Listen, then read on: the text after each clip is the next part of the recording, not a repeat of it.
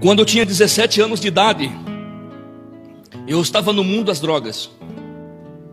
Eu não servia a Deus, os meus avós serviam. Teve um dia que eu usei tanta droga, querido, que eu fiquei alucinado. Eu via coisas. Fiquei desesperado naquele dia. Achei que ia enlouquecer. Cheguei em casa de noite, a minha avó não estava no culto. E creio que estava orando por mim. Não tinha ninguém. De repente, chega o meu irmão. Eu peço para ele ir comigo até a casa da minha mãe, porque naquele momento eu precisava de uma atenção, precisava de uma ajuda. Cheguei na casa da minha mãe, meu padrasto não queria que eu ficasse ali, porque viu que eu estava sob efeito de droga. E naquele momento, eu voltei para casa. Tentei dormir, não consegui, porque os irmãos sabem, quem usa droga, o crack, sabe que é complicado dormir quando se usa o crack. Então, queridos, eu estava desesperado ali, levantava e achava que tinha alguém querendo pegar e tal, aquela loucura toda, aquela viagem toda. Mas eu lembro, mas quando eu fui na casa da minha mãe, eu disse assim para ela, assim: mãe, eu preciso ir para a igreja. Eu preciso ir para a igreja porque eu não preciso mais viver assim, não posso mais viver assim. E eu lembro, queridos, que quando daí eu fui para casa, como eu comentei.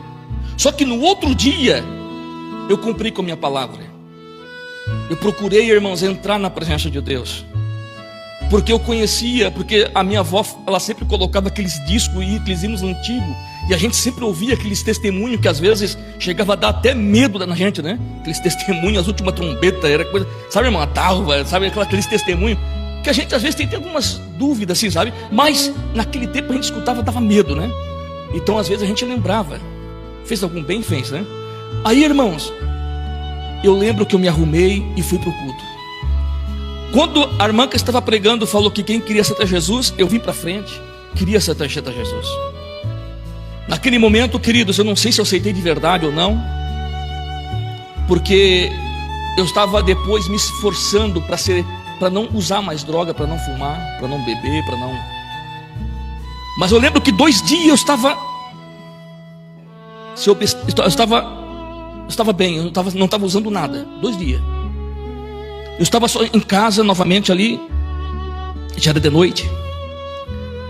Eu acho que o irmão Nardes conhece a Rua Passo Fundo, né? Inclusive tem aquela igrejinha lá que você pregou lá também, né? Passo Fundo, né? Queridos, eu lembro que eu pensei assim: vou dar uma volta para ver, para distrair um pouco.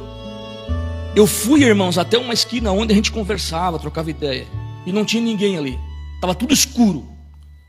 Queridos, por incrível que pareça, eu parei naquela esquina, olhei para o chão e eu vi uma coisinha branca no chão, debaixo dos meus pés, bem perto dos meus pés. Quando eu peguei aquilo, irmãos, eu vi que era um crack, eu fumei. Aí eu digo para você, irmãos, para eu teria que fazer outras coisas para conquistar. Mas de repente, quando eu queria me converter, queria servir a Jesus, apareceu ali para mim. Aí você diz: o que é, irmãos? Não é o diabo? Não é ele? Eu estava tentando, estava lutando para que Deus me libertasse. Queridos, aí, mas mesmo assim eu usei, mas mesmo assim, irmãos, eu não desisti de ir para o culto, porque eu queria ser liberto. No outro dia, eu fui no culto novamente. Sentei lá no penúltimo banco. Era uma outra denominação.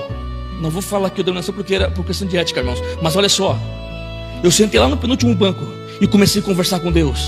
Eu disse: Deus, por favor, fala comigo. E aquela irmã tinha dom da revelação, que estava pregando. Ela dizia, Deus usava muito ela na revelação, falava assim, tal.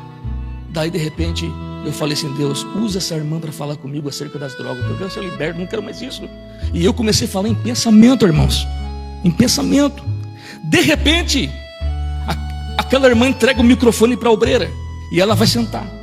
E eu disse bem assim em pensamento: é Deus, tu nem falou comigo como eu pedi. E naquele momento, irmãos, aquela irmã olha assim para mim. Ali já era Deus revelando para ela as coisas, né?